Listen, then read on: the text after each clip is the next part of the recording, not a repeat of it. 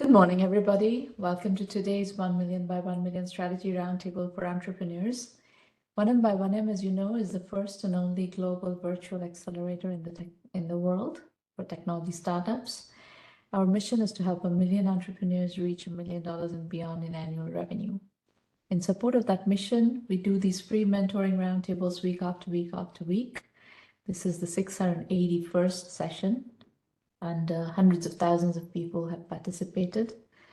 This is a safe working session. You don't need to be nervous. You don't need to be defensive. I'm here to help you. We are here to help remove your roadblocks and so on. If you disagree with the feedback I will give you, that's fine. It's your venture. It is your prerogative to do whatever you want to do. My job is to give you feedback, and then we'll take it from there. Okay, we're going to start with Kevin Tusiime. Did I say that right, Kevin? Perfect. You said it perfectly. Okay.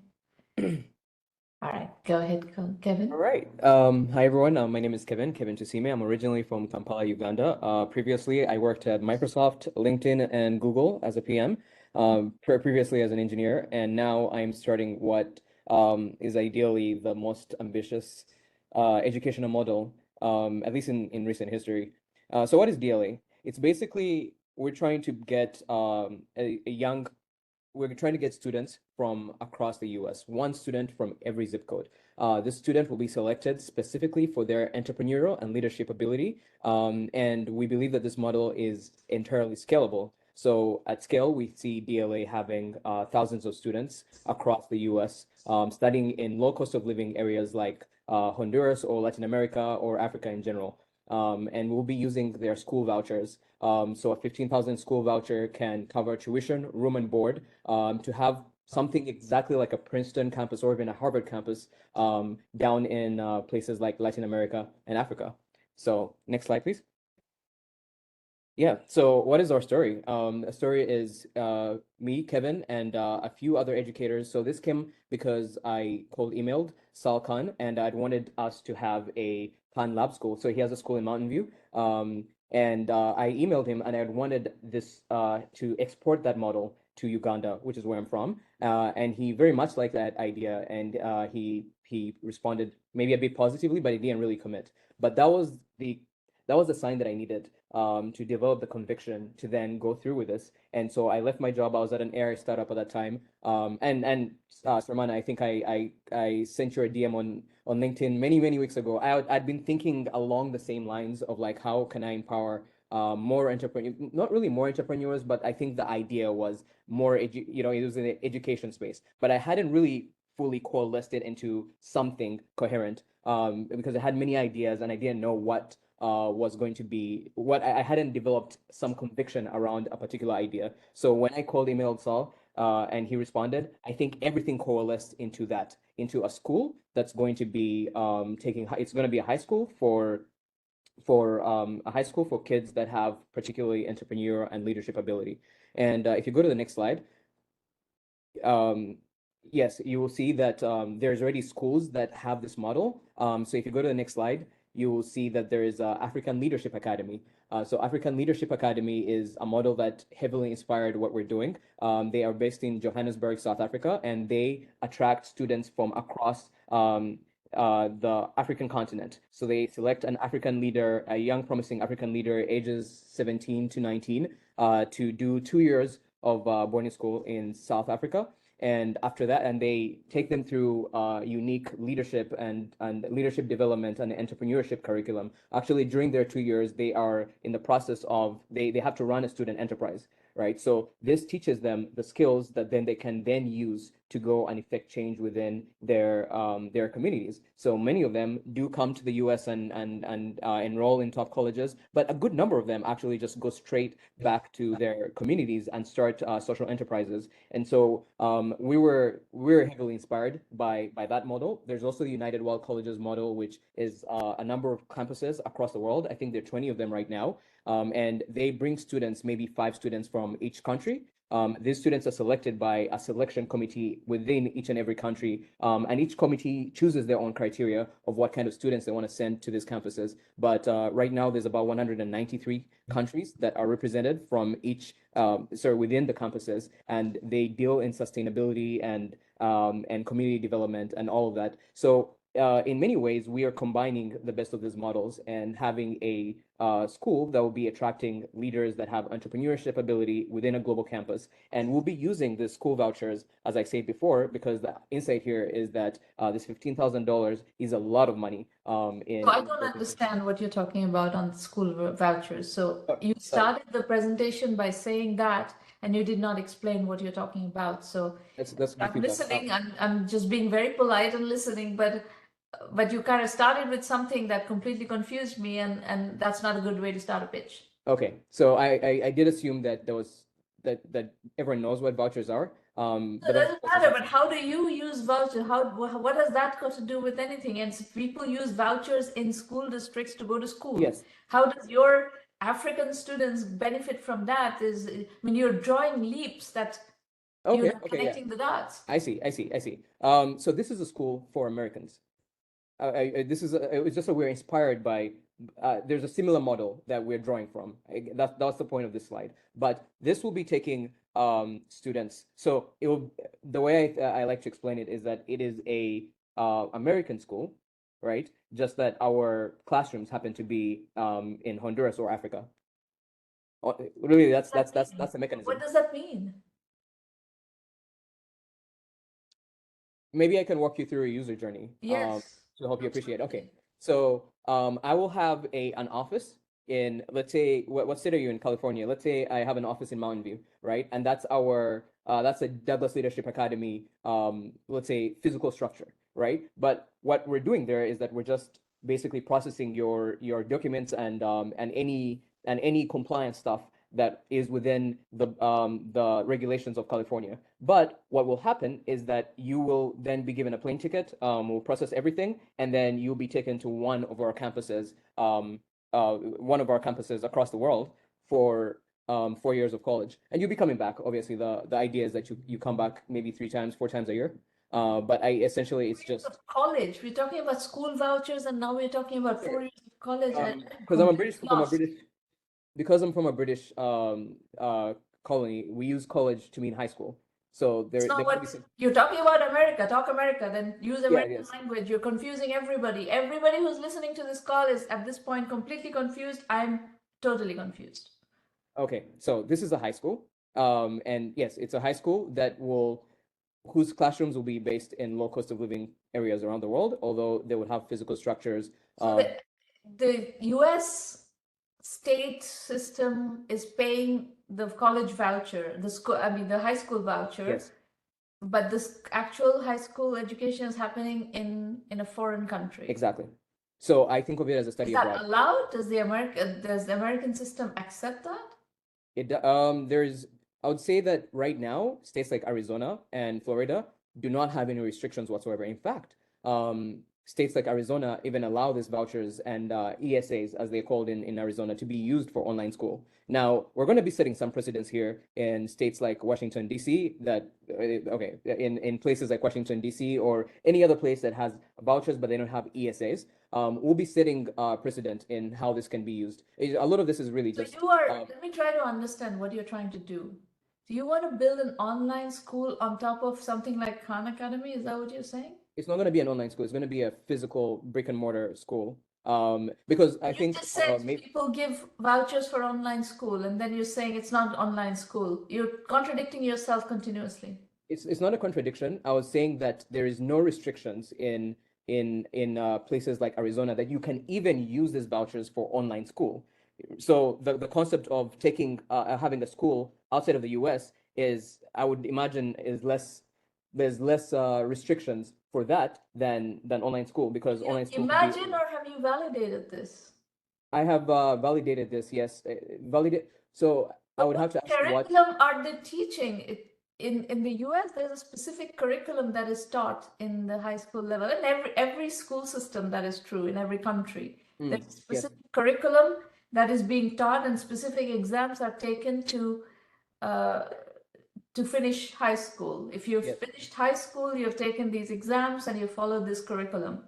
So now you're saying this 4-year high school process is going to happen in Africa. Does it follow the same curriculum, Yes, same yes, it does. And that's system? why we're currently working with Khan Lab School, Khan World School, which is an American company. They have an American curriculum, and we'll be using, and they're our curriculum partners. They're informally right now they're advising me because this is in its seed stage, it's in its concept stage, but we are working together to see how best we can use their mastery-based curriculum.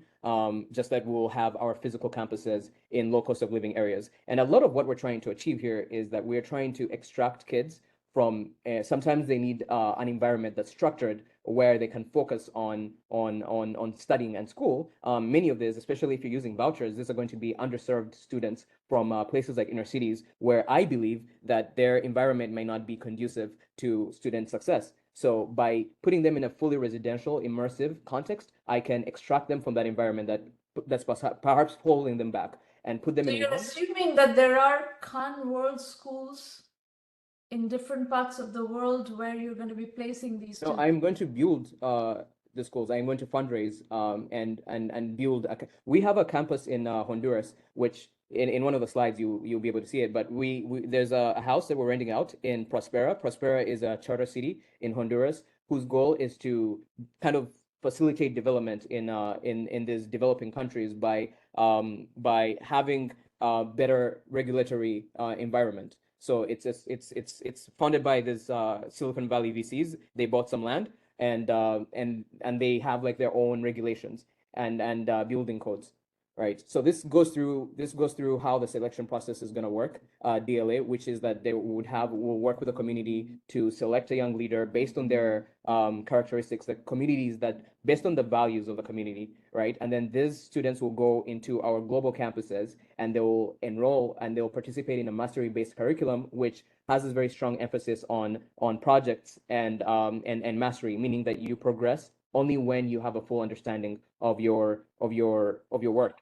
What problem are you trying to solve?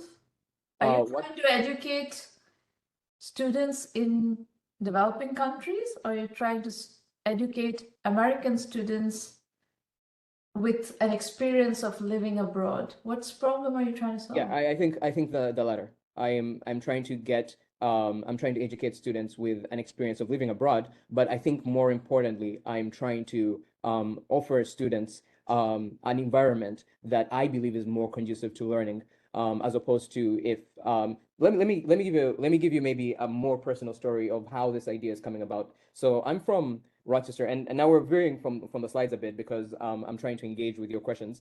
Yeah, so I'm from so I went to school in the University of Rochester in upstate New York, which is where I'm based right now. And Rochester has some of the highest levels of poverty in the US. And so right outside our fancy college, there's an inner city that you can go in and there's high levels of poverty and many of the students there don't even make it to college. So I did some mentorship in the Rochester community as part of the Upward Bound program. And I was able to appreciate that the thing that was holding these kids back is that there's a lot of trauma in that environment where if let's say many of the men in your community have been incarcerated and maybe your parents didn't finish college and no one around you is ascribing to the values of economic mobility through education, it is very unlikely that you're going to have the perspective and the ambition to strive for things like college. And so it's really that's I'm fundamentally solving. The reason why our economic system, our system in Uganda works so well is that boarding schools are common for high school. Most people go to boarding school. And so you have someone who is in a rural place where they don't have electricity, they're using a kerosene lamp to study, and just by the parents like just selling a cow or something, like a farmer's child can go to a boarding school where at least for 3 months in a year they're in a community where they're studying and they get to focus on that and they get shielded from all the vicissitudes of life back home, right? And really that's what I'm trying to do for kids in America. I'm trying to give them a Princeton education essentially, you know, that they otherwise wouldn't have gotten a chance to experience. And I just noticed that I could do that using their voucher money in a place like Latin America or South America, because that $15,000 can go a long way in places like that. So you're expecting that the entire $15,000 of voucher money is going to go to the school in Latin America or Africa?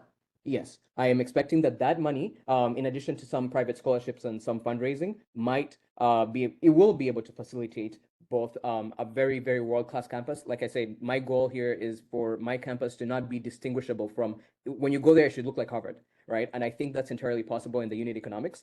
And then the other thing is also travel. So we should be able to cover at least 3 plane tickets a year, and that's entirely possible with $15,000 and everything else that's entailed in a world-class educational institution, whether it's music rooms, computer labs, music, How many everything. students? What is the unit economics? How many of these $15,000 students do you need for one campus to be viable?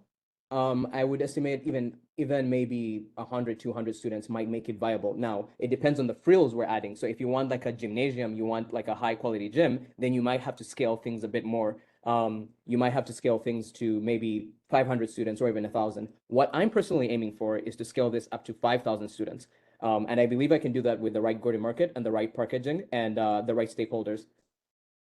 I see. Okay. And this goes into what we're trying to really achieve here. I worked at some of these companies, and I was blown away by the artistry of their campuses. And I think that it's entirely possible to have a campus like Google Bayview, just that it happens to be in Honduras. So to give you some detail about why I think this is possible. So Google Bayview was about $120 million to construct, and if you can imagine that with a $15,000 voucher, $15,000 times maybe about 2,000 students, you have about $30 million. You can take a loan, especially if this is the money is guaranteed here, you have the students, you can take a loan to then, and maybe some patient capital to construct something like Google Bayview in There's a huge chicken and egg here. How do you get started? Because That's a good question. people are not going to give you $15,000 up front until you have a place to put them.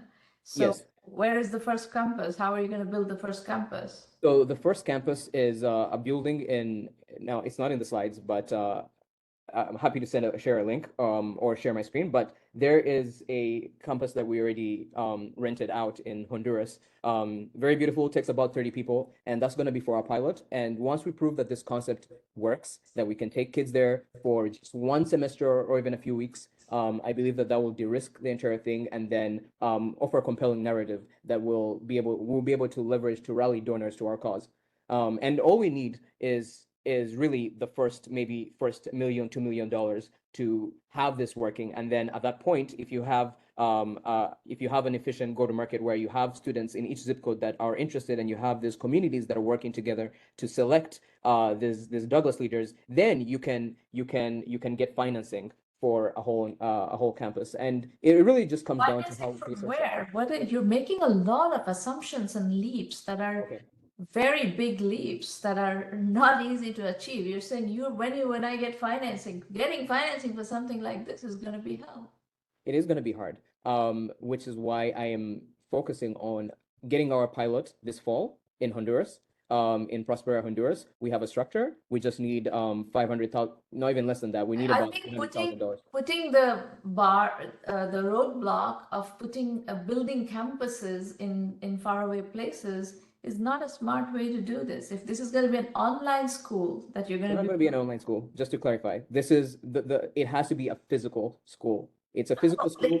Let me finish. Listen first. I understood what you're trying to say.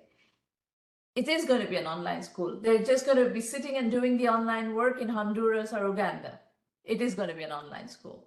It is not like teachers in Uganda are coming up with their own curriculum and teaching students from the US in Uganda or in Honduras. That's not what you're talking about. You're talking about building something on top of Khan Academy, which is a proven curriculum, which is a US curriculum, and that's how you're going to mitigate the curriculum issue, no?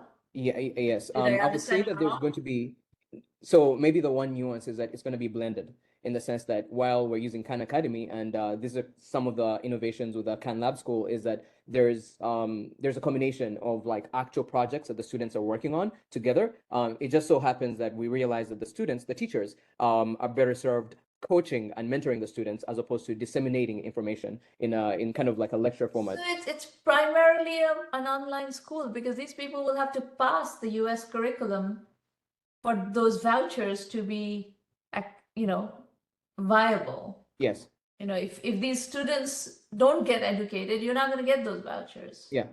You have to, so it is effectively, you may have teacher supervision, you may have class management, classroom management, you may have activities, you may have, projects as you call them, but you have to have an online system that is making sure these students fulfill the requirements of the US curriculum and pass the exams. Exactly.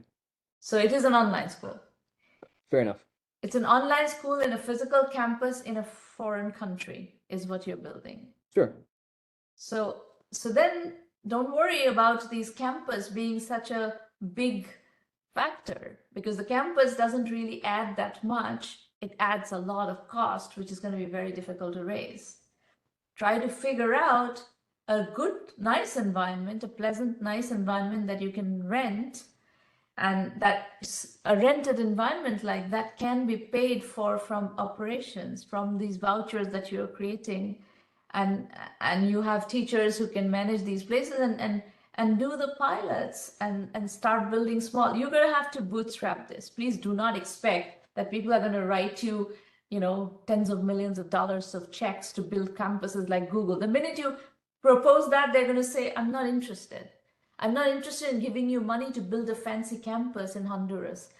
If you really want to do this, do it. I'm sure there are nice environments in Honduras that you can rent, in Uganda that you can rent.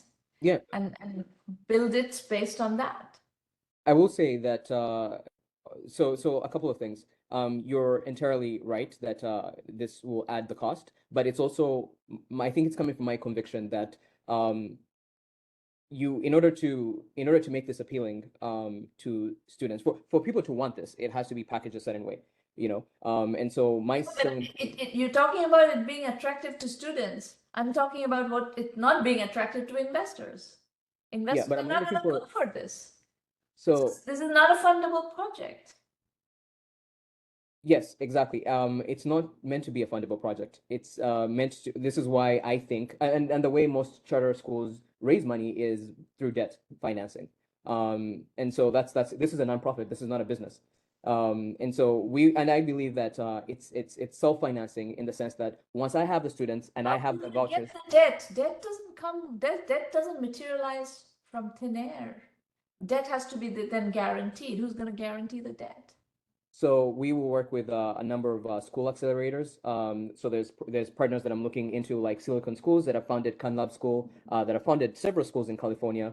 There's one called Rochester Ready that's also interested in innovative schools coming up. And so there's a network of there's an ecosystem that allows school founders or school entrepreneurs and provides them with a seed capital to make a school. And I'll tap into that for as long as I can convince them that this is very much needed. And for some of them that I've talked to, they agree. And from that point, if I have voucher money guaranteed from, let's say, 3,000 students, that's $30 million.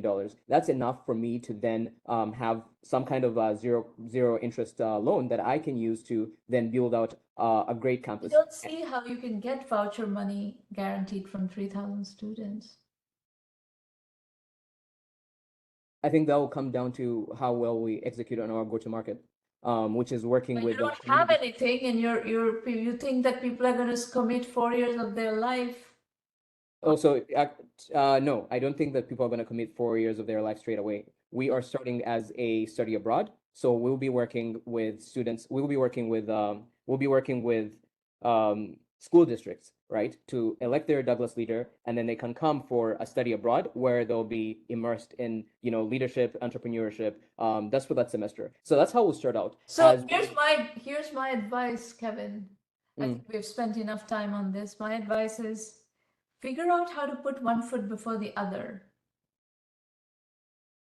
And how are you going to deal with the chicken and egg? Like, in what sequence are things going to happen? You cannot assume when I have raised all this money and when I have raised all this debt, that's not how this is going to unfold. Right. Startups become successful or not based on whether you can put one foot before the other and deal with the chicken and egg. Whether it's social enterprise or for-profit enterprise, doesn't matter. It's the same story everywhere. I agree. You have to build step by step. I agree. So figure out what are you going to do in the first 30 days, first 90 days, first 120 days, first year to, get to what you want. What do you need to do? How do you build this block by block? You're talking in ways that are not credible. Okay. Well, thank you for the feedback. I would say lastly is that I think a lot of this is just I've found that maybe to make people excited, you need to sell the vision. And the deck is really to sell the vision in terms of like the actual. And then that vision of having Google-like campuses, 30 hugely expensive campuses in Honduras, it doesn't do anything for me. It doesn't impress me. If you're talking about doing something like this, where you take inner city kids in bad environments, move them to a nice environment in a foreign country where it's possible to provide a nice environment, residential environment, and give them a good online education on top of Khan Academy, that's a nice vision. But the minute you start talking about the campus needs to look like Harvard, you have no idea what it costs to build a campus like Harvard. And it has not been built in one day. So this, to me, it's a huge turnoff, actually. When you talk like that, it's a gigantic turnoff. I see.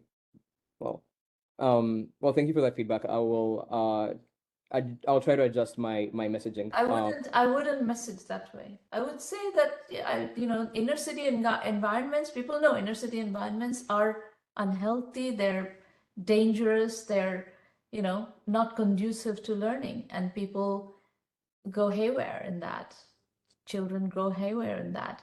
And if you take children from those environments and put them in a healthy, safe residential environment where they can focus on their learning and in an online learning setting, at the same time get to experience living abroad, studying abroad, and another culture, that is a nice pitch. Okay, thank you. If you start talking about campus that looks like Harvard, it is a gigantic turnoff. I hear you. I guess my last comment will be that just on the operational side of things, I will say that we are starting this fall in Honduras. We have a campus secured. It will take 30 people. That's not in the slides because as I told Maureen, is that we for the grants that we're applying for, they don't ask for decks, they ask for the actual like budget and everything. So I have that. It's going to be a campus, 30 kids. We'll start off here in Rochester. We'll work with the school districts, elect 30 people. They'll go have 4 months there, and then they'll come back, and then we'll try another school district, and then we'll do that as we're developing the goodwill, or we're developing the infrastructure that will then allow. And if that's the model that you do across the board, that's also fine. Yeah, I just wanted to highlight that we do have the operational like plan. It's just that I guess for the pitch, But doing I a thought about 4-month study abroad versus a 4-year complete residential program is a whole different ballgame. yeah, and that's what we're working towards. The 4-year residential or 2-year residential program. We'll see what the market can tolerate. But for now, we'll start off as a 4-month residential program. I mean, a 4-month study abroad as we basically listen to all stakeholders. What I like is taking inner cities kids out of unhealthy environments and putting them in a healthy, safe environment where they can focus on learning.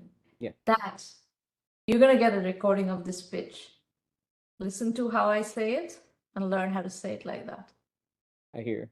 Thank you so much. All right. Folks, a quick overview on 1 million by 1 million, then I can take more questions. Those of you who are in the room, if you want to talk to me today, just let Maureen know and she will put you on the panel and you can talk through the computer. As far as resources are concerned, everything is at 1Mby1M.com. This is a completely virtual program, completely global program. So it doesn't matter whether you're in Uganda or Honduras, you can learn from this program. And it is a completely online program. The full acceleration program is 1M1M Premium. So if you want curriculum access, consulting access, mentoring, consulting, coaching, whatever you call it, interactive project-based work on a weekly basis, that all happens through the premium program. Investment happens through the premium program. If you just want to access the curriculum, 1M1M Basic is also a fine part of the fine entry point to the program. You can always upgrade to premium. So go to the website, look at the different options. If you are obsessed about stealth and privacy, which I don't necessarily recommend you should be, and you want private one-on-one consulting, it is available. It's more expensive, obviously. The free roundtables, you can pitch once at a free roundtable, and then you need to, if you want to continue working with me, you need to be in the program.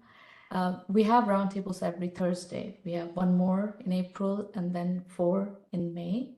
So lots of opportunities to, actually there's probably 5 in May. May is a long month.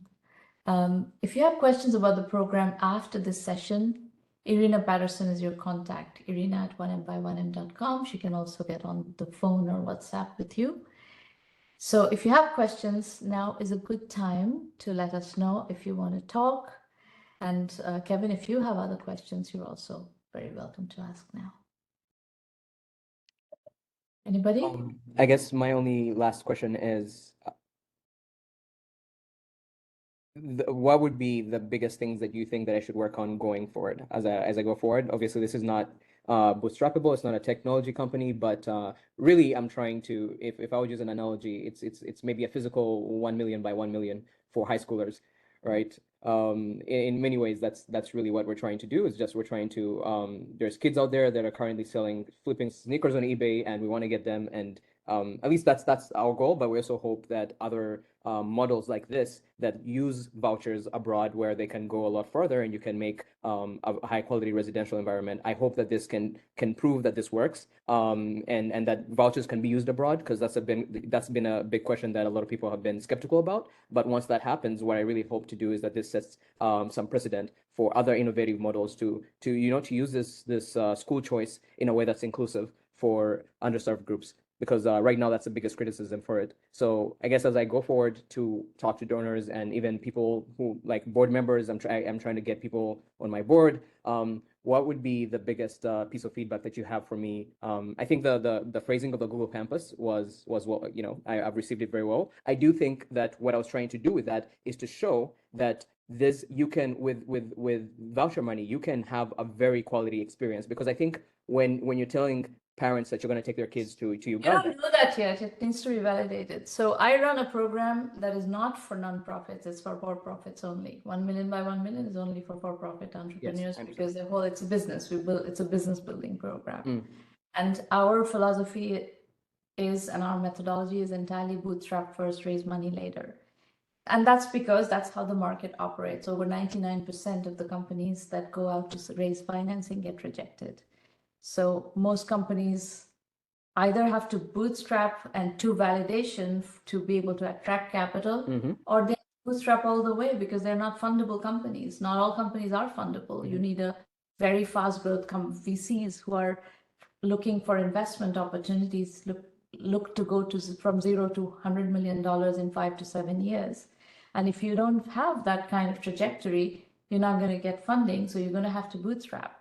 But there's we are an inclusive accelerator. This is the only inclusive accelerator in that sense, where bootstrapped entrepreneurs get as exactly the same support that fundable entrepreneurs get, or companies that eventually get funded.